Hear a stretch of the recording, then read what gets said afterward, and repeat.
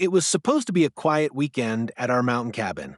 My wife and I had been looking forward to the peace away from the noise of the city and the constant pestering of our neighborhood's HOA president, Karen.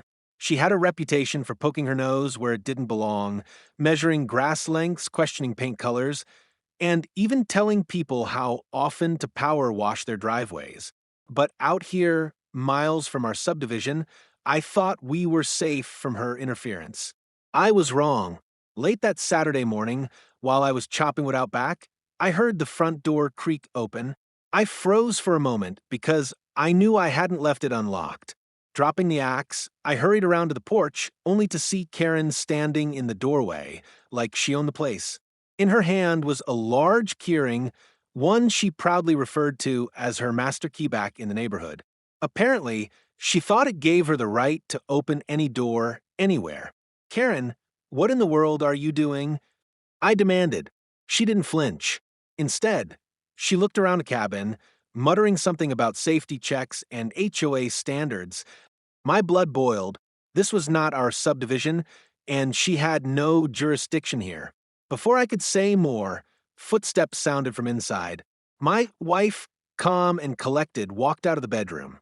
In her hand was not a weapon or a phone, but a folded document she'd been keeping for weeks. She had filed a restraining order against Karen after months of harassment, and it had just been finalized. Even better, she had secured an arrest warrant after presenting evidence of Karen's repeated trespassing. Karen's smug expression faltered as my wife unfolded the paper and held it up. "You're not supposed to be anywhere near us," she said firmly. "And now you've just broken into our cabin. That's a felony." For the first time, Karen looked truly rattled. She stammered something about misunderstanding and community rules, but her face went pale when the sound of a sheriff's cruiser rumbled up the gravel driveway. My wife had already called them earlier, anticipating Karen's next move.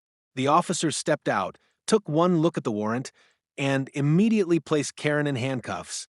She sputtered in disbelief, insisting that she was just doing her job. But as they read her rights, it was clear her authority had finally run out.